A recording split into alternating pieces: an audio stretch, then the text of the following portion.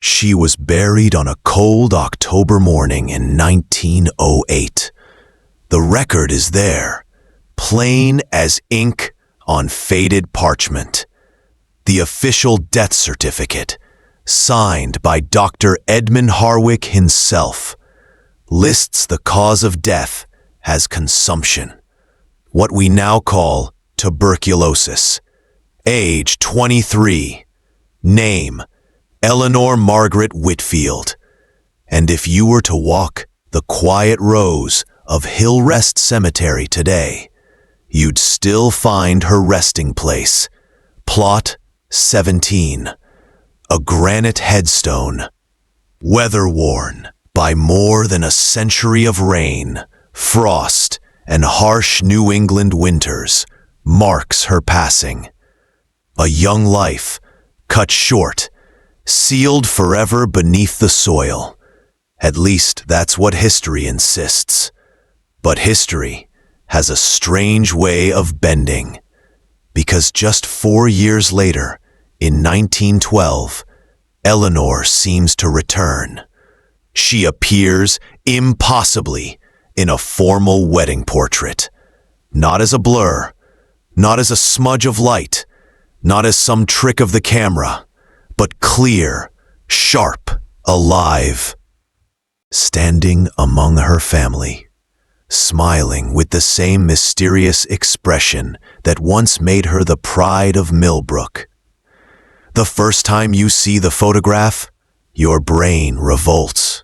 It tells you there must be some mistake.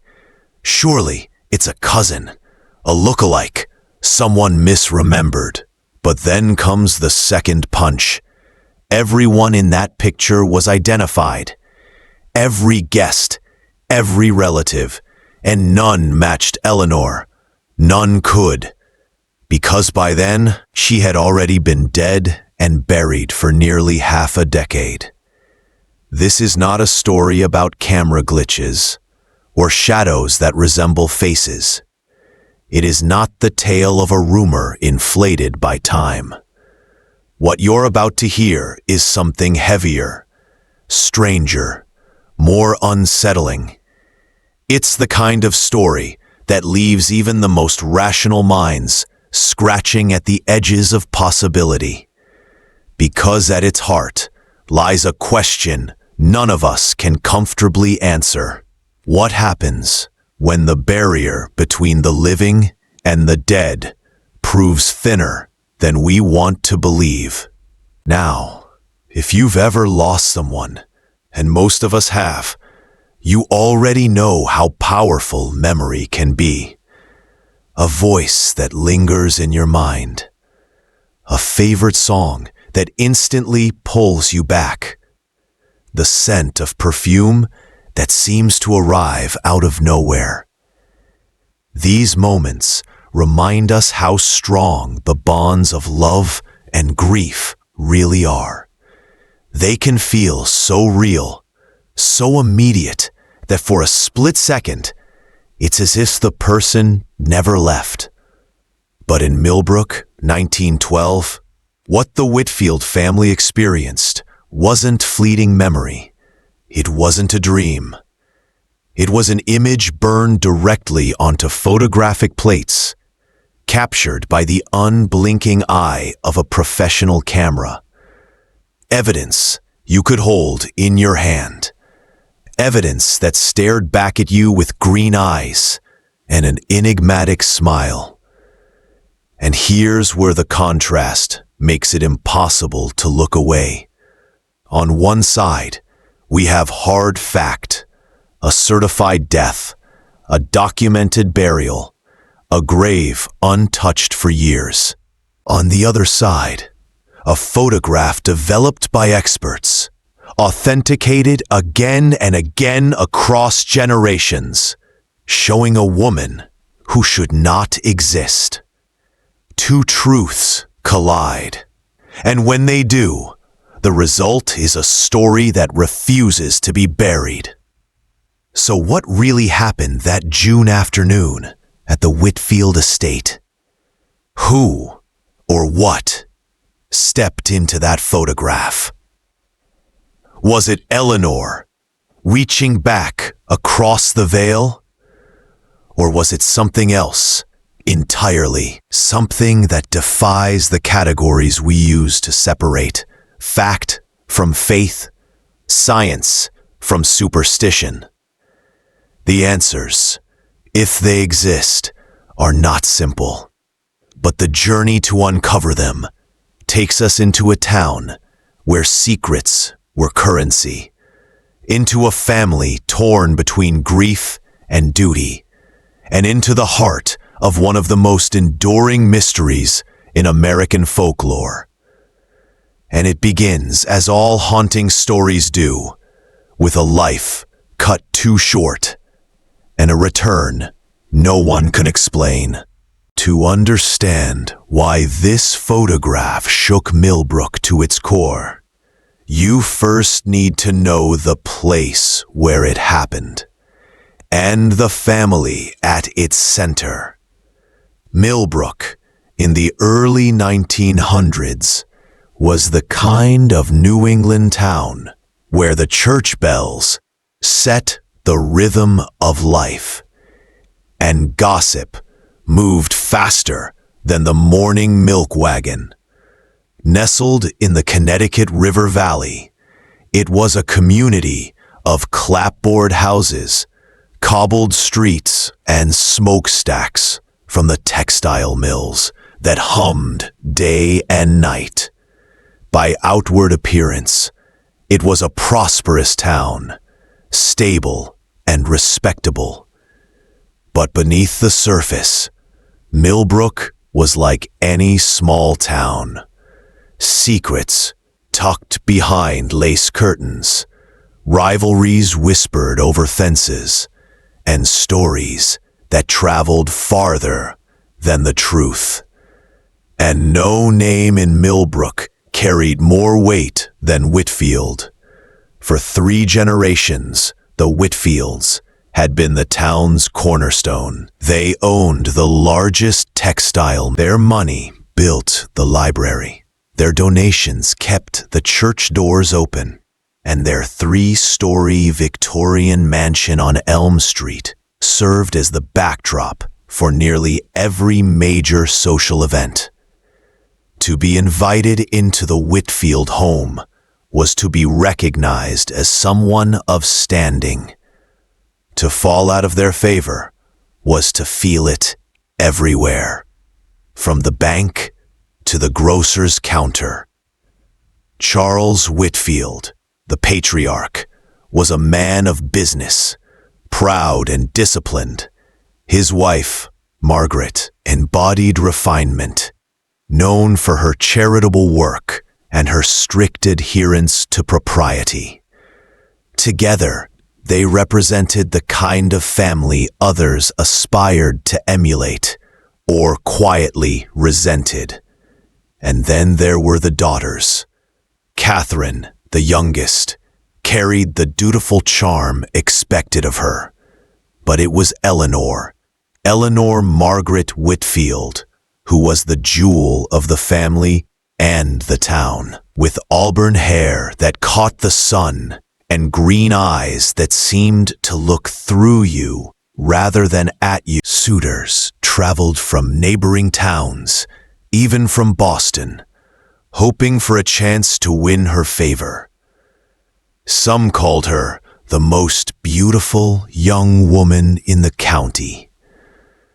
But beauty was not the whole of her.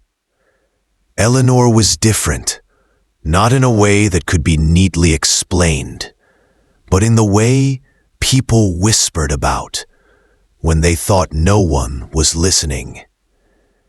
She was often described as melancholic, touched by moods that shifted like the seasons. Where Catherine found joy in gatherings and dances, Eleanor preferred solitary walks in the woods behind the estate. She claimed she could hear voices in the wind, that the rustling trees spoke to her in tones only she could understand. In another era, Perhaps people would have called her a dreamer, a poet, even a mystic. In her own time, she was simply considered sensitive, or in the words of her mother, touched with melancholy. Yet all were drawn to her, as if she carried a light both warm and unreachable. And here lies the first contrast. Eleanor, vibrant yet fragile, stood at the crossroads of expectation and her own inner world. She was both the adored daughter of Milbrook's wealthiest family and a soul that seemed to belong elsewhere, half tethered to the earth, half drifting beyond it. It's important to see this clearly, because when tragedy struck, when Eleanor's illness tightened its grip, the town didn't just lose another young woman to the relentless march of consumption. They lost a figure who symbolized something larger: youth, beauty, possibility, even mystery itself. The Whitfields, once the image of strength, suddenly carried a visible fracture. Charles withdrew to his work and to the cemetery that would become his second home. Margaret retreated into her rooms, her mourning dresses never set aside. Catherine, still barely a teenager, bore the quiet burden of filling her sister's absence while holding together the family's crumbling dignity. Milbrook watched, and in watching, they remembered. Because in a town like this, memories have long shadows. And 4 years later, when Eleanor appeared again, when her familiar figure showed up in that impossible photograph, no one could dismiss it as coincidence. They knew her too well. They remembered her too clearly. And that is what made the photograph not just eerie, but undeniable. For all her beauty, for all her luminous presence in Milbrook society, Eleanor's life was shadowed by something no wealth or influence could ward off. At first, it was small: a cough in the spring, fatigue that clung even after days of rest, a fever that came and went with the seasons. The doctor called it a nervous condition, but whispers ran deeper than polite diagnoses. People noticed how Eleanor grew thinner, her once bright complexion fading into a pale translucence. She would excuse herself from gatherings, retreating to the solitude of her walks in the woods, as though the forest alone could soothe her. Friends began to murmur that she seemed haunted, as if she carried with her the knowledge of something the rest of them could not see. By the summer of 1908, the truth could no longer be softened. This was not nerves. It was consumption. Tuberculosis, a disease that ravaged entire families, one of the era's most feared killers. There was no cure, no reliable treatment, only hope dressed up as remedies: fresh air, rest, mineral waters. Her parents, desperate, sent her to a sanitarium in the mountains of New Hampshire.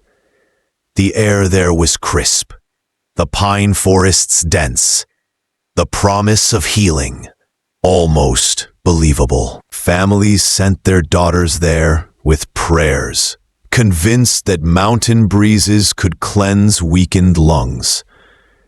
Eleanor went willingly, though those who saw her before she left remembered how she looked back at the Whitfield mansion, as if she knew she would never return. At first there were letters, gentle reassurances to Catherine that she was improving, that the mountain air did indeed make her feel stronger. But the tone shifted with time. The handwriting grew weaker, the sentences shorter. Then the letters stopped. By September, she was bedridden. By October, she was gone. The funeral was held on a gray Thursday morning, the kind of morning when the mist hangs heavy over the valley and even the birds fall silent. Half the town attended because Eleanor was not just another daughter. She was the daughter of Milbrook, the one whose presence could stop conversations and whose absence left a silence that no one knew how to fill. She was laid to rest in the Whitfield family plot, wearing a white silk dress she had once dreamed of walking down an aisle in, and her grandmother's pearls, the same pearls her mother insisted she take with her into eternity. The casket was lowered, the earth closed over, and with it the brilliance of Eleanor's short life seemed to vanish into the soil. For Charles Whitfield, her father, grief became an anchor. He spent hours at her grave, as though sheer will could summon her back. Margaret, her mother, retreated into mourning so deep it bordered on exile. Her black dresses became her uniform, her window shades perpetually drawn. And Catherine, just 16 at the time, found herself caught between childhood and a sudden, crushing adulthood. Her sister, her confidant, the person who made the world feel less lonely, gone. The town carried on, as towns do. The mill still roared. The carriages still clattered through the streets, and weddings and baptisms still filled the church bells with song. But beneath it all, the Whitfields remained fractured. To outsiders, they were still Milbrook's most powerful family. To those who knew better, they were hollowed out. And yet, this is where the paradox begins to take root.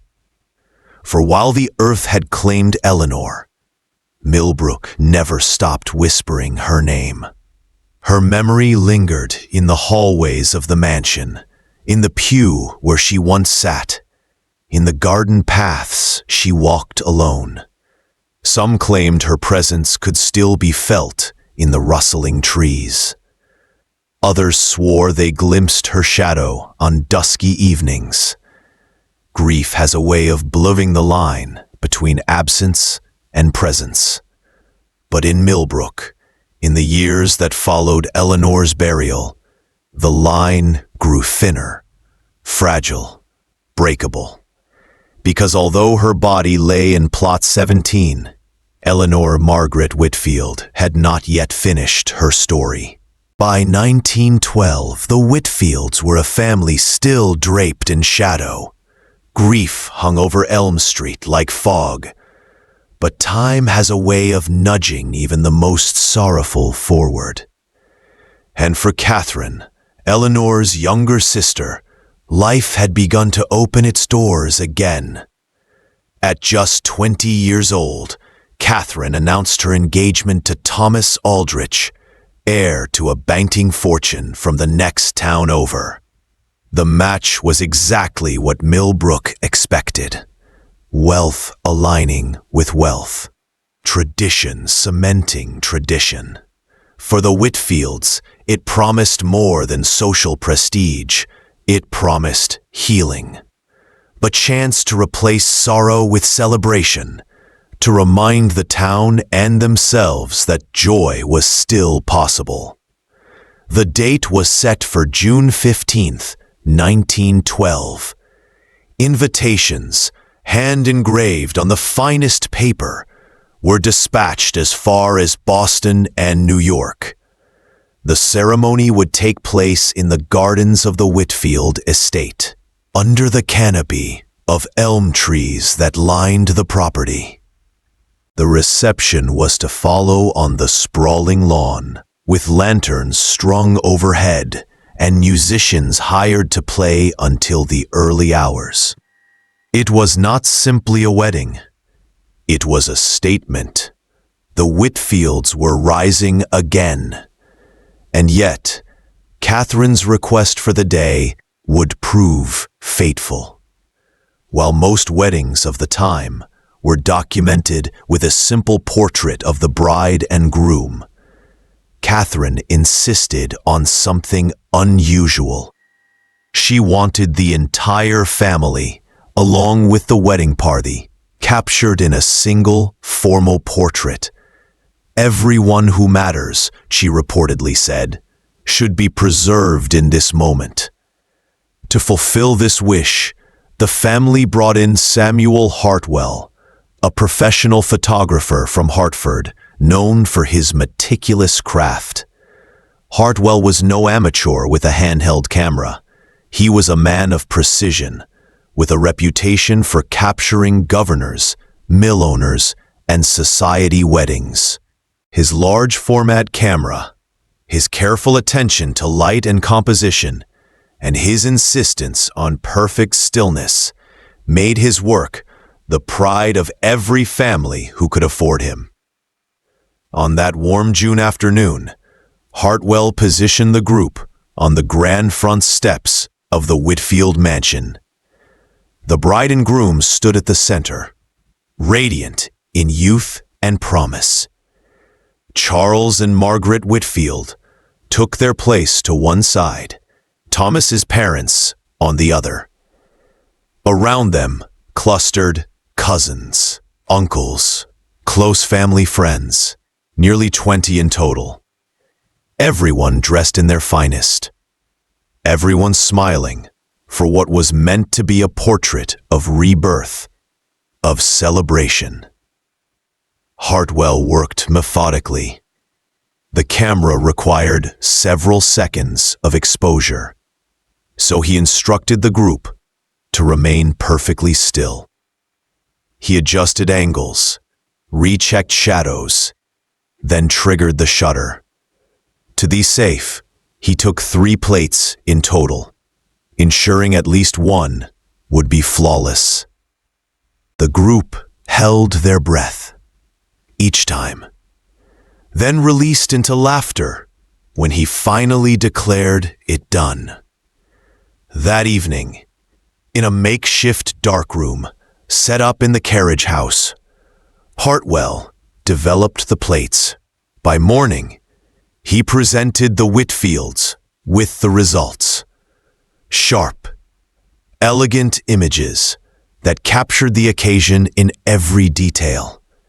Smiles frozen, gowns shimmering, the mansion a proud backdrop. The family was delighted. They paid Hartwell his fee, offered him thanks, and sent him on his way back to Hartford. For weeks, the photographs remained tucked safely away. It was only later, when Catherine carefully placed them into the family album, that her hand began to tremble. At first, she thought exhaustion was tricking her. Then, she looked closer. Standing at the far right of the group, half in shadow, was Eleanor. Not someone resembling her. Not a cousin with similar features.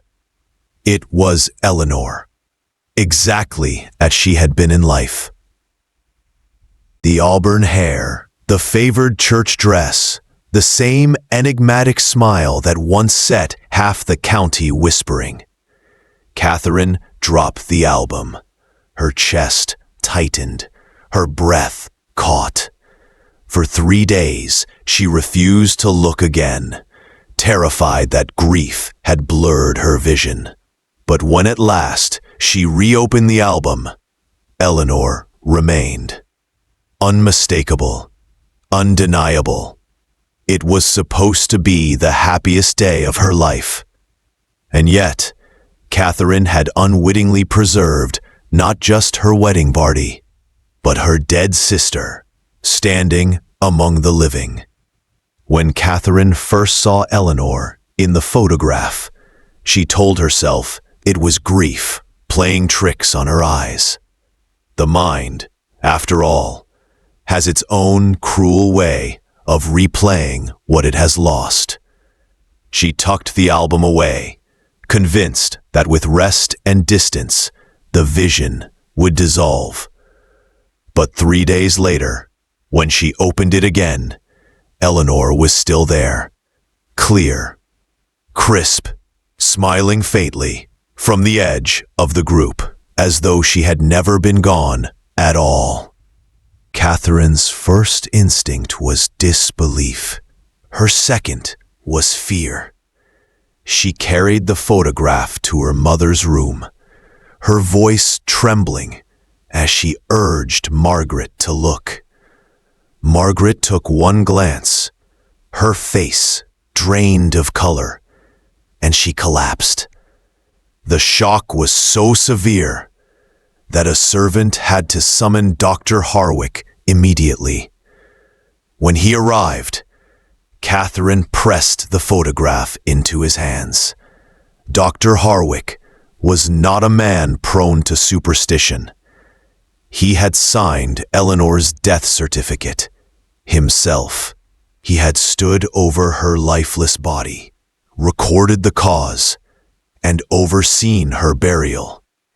Now, as he held the photograph beneath a magnifying lens, his jaw tightened. He searched for signs of tampering, a double exposure, a flaw in the plate, some trick of light, but he found none. "I cannot explain this," he admitted finally, his voice low. Coming from a man of science, those words carried weight. Word of the photograph began to seep beyond the Whitfield household, moving first through whispers among family, then leaking into the town. At first, it was shared cautiously. "Did you hear? Eleanor Whitfield appears in Catherine's wedding photo." But as more eyes landed on the image, as more people confirmed what they saw, the rumor hardened into something more unsettling. The town split quickly into camps. Some were convinced it was a hoax, perhaps even staged to stir fascination. Others swore it was proof that Eleanor's spirit had returned, unwilling to miss her sister's wedding day. Still others, practical men and women who had known Eleanor in life, admitted, reluctantly, that they couldn't deny what they saw. The face was hers, the stance was hers, and that smile, that unmistakable, enigmatic smile, could belong to no one else. The Whitfield estate became a quiet center of pilgrimage. Neighbors arrived, asking to see the photograph for themselves. Some left shaken, others whispering prayers.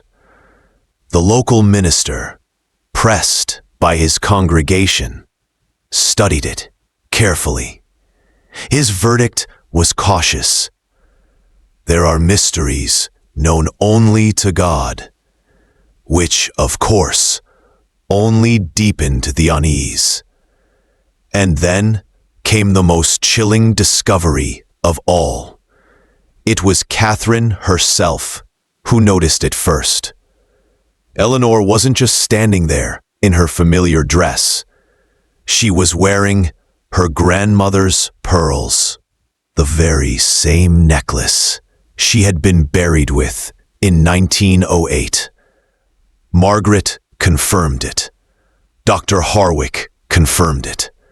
Even Dorothy Ashford, Eleanor's nurse, when later shown the photograph, gasped and declared she herself had clasped that necklace around Eleanor's throat in the funeral parlor.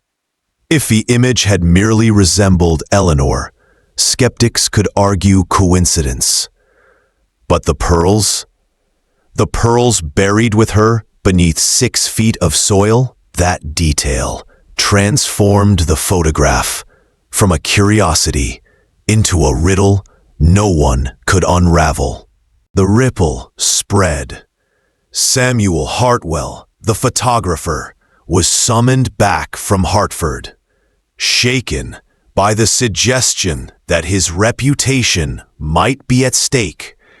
He examined his plates, his notes, even returned to the very steps of the Whitfield mansion to recreate the scene. His conclusion was the same. He had accounted for every living person present that day.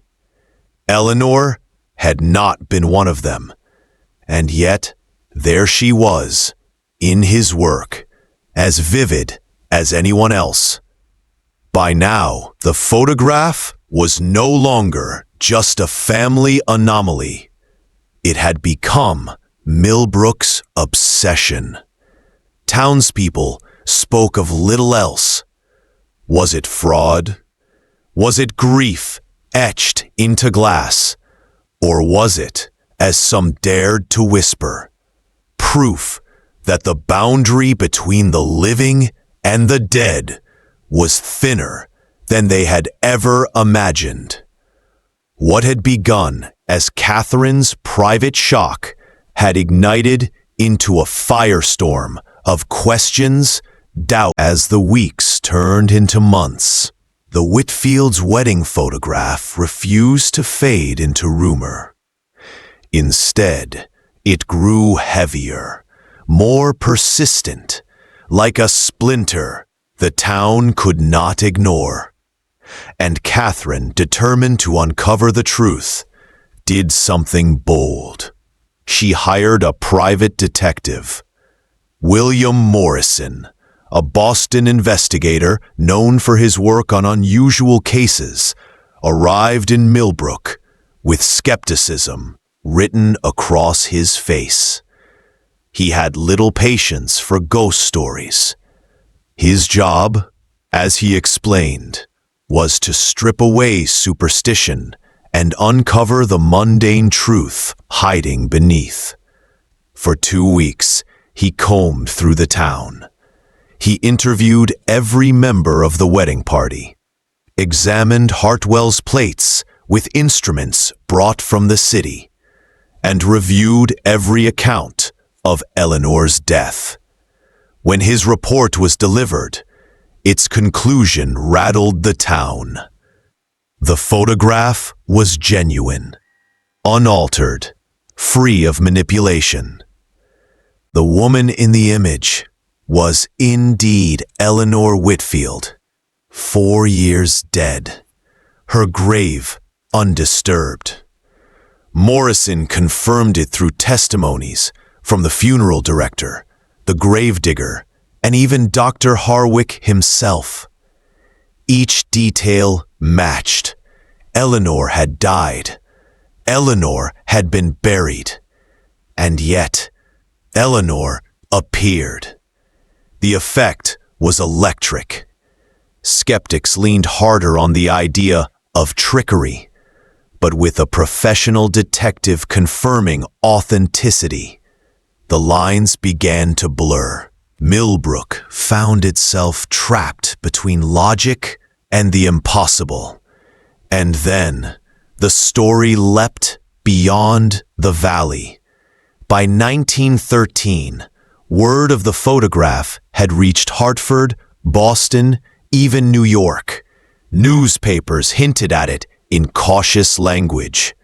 Spiritualist circles, still popular in the early 20th century, seized on the case as potential proof of survival after death. Academics grew curious. Among them was Dr. Marcus Whitman. Whitman's analysis was meticulous. He examined lighting, shadows, proportions.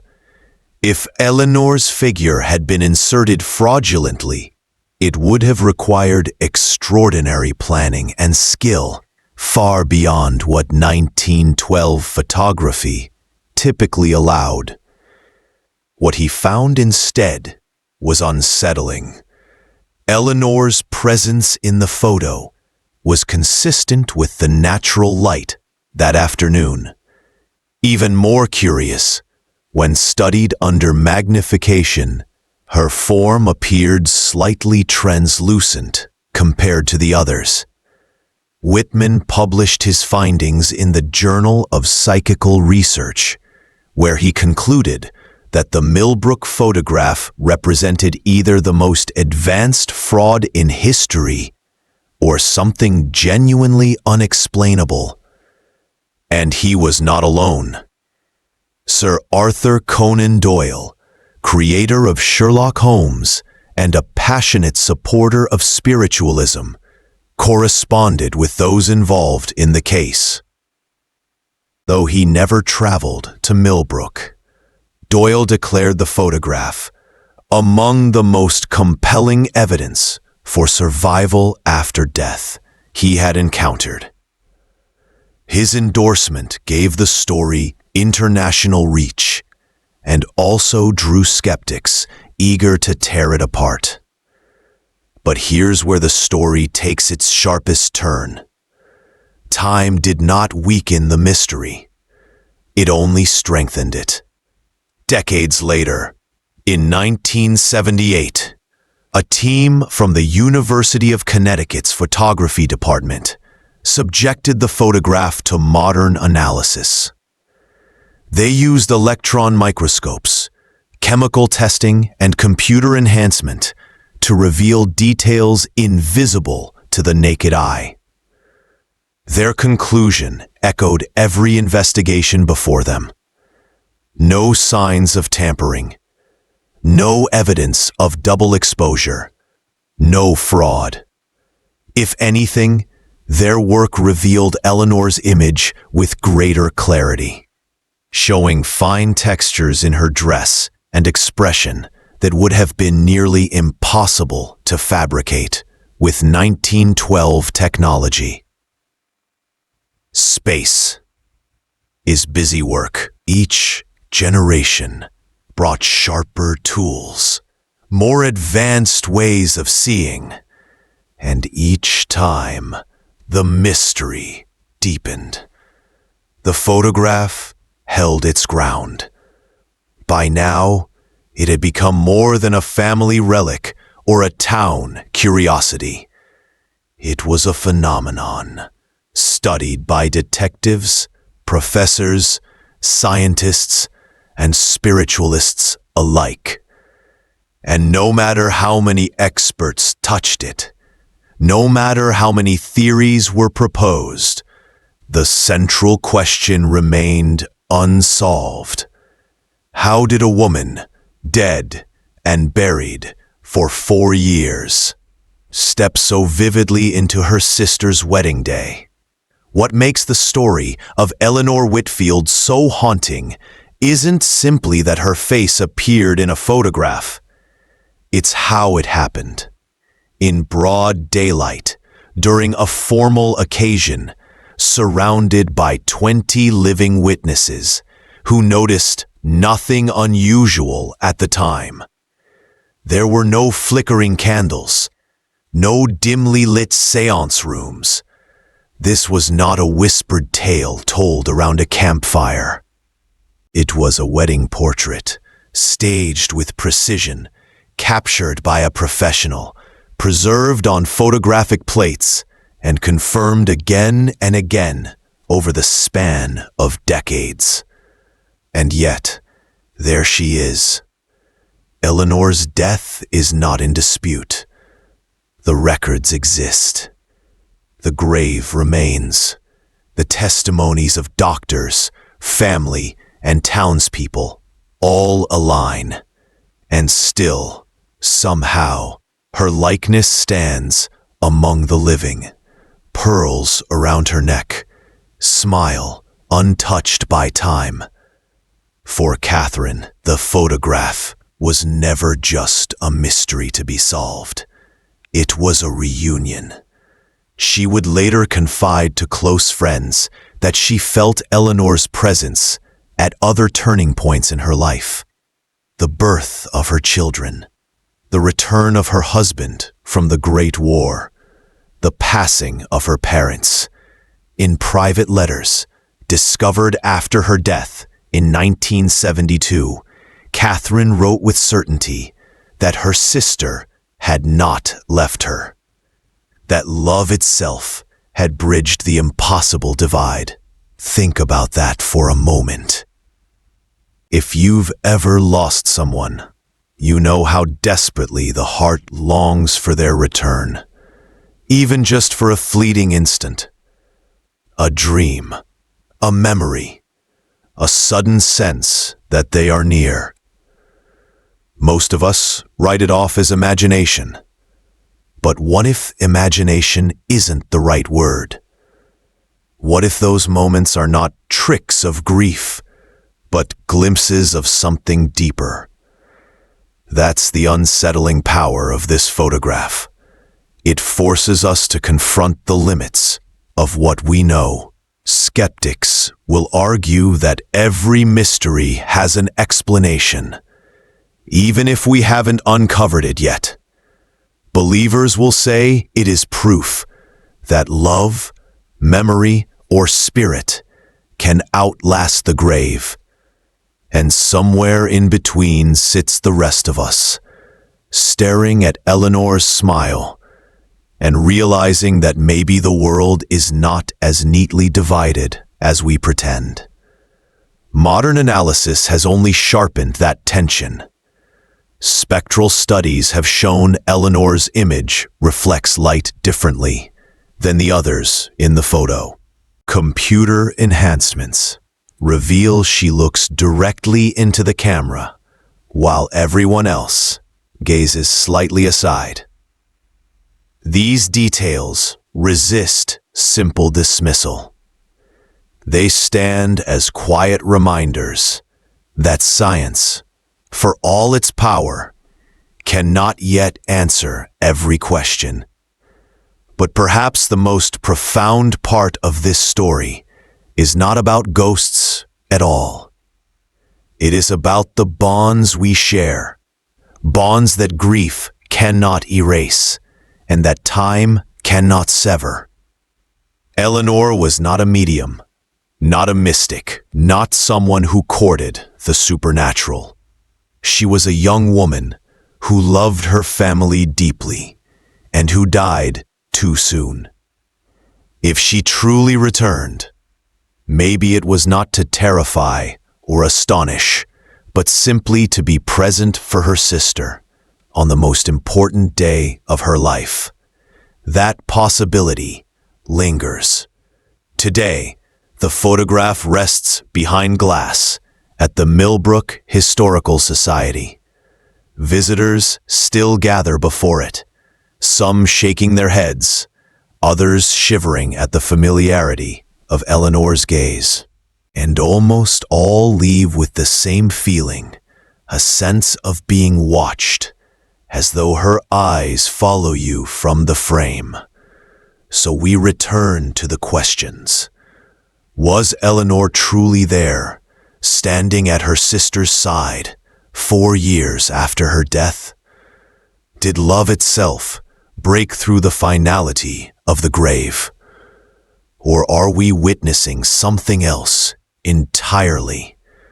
Something that challenges our very understanding of memory, technology, and reality. The photograph offers no answers, only the presence of a young woman who should have been gone, but somehow was not. And that is why the story endures. Because whether you believe in ghosts or in the unbreakable bonds of family, or simply in the mysteries that defy our explanations, Eleanor Whitfield still stands there, smiling, reminding us that sometimes what we think is lost forever may still find a way home. So the question remains, was Eleanor truly there? Or are we staring at something science still can't explain? All we're left with is her smile frozen in time, a reminder that sometimes the dead don't stay buried.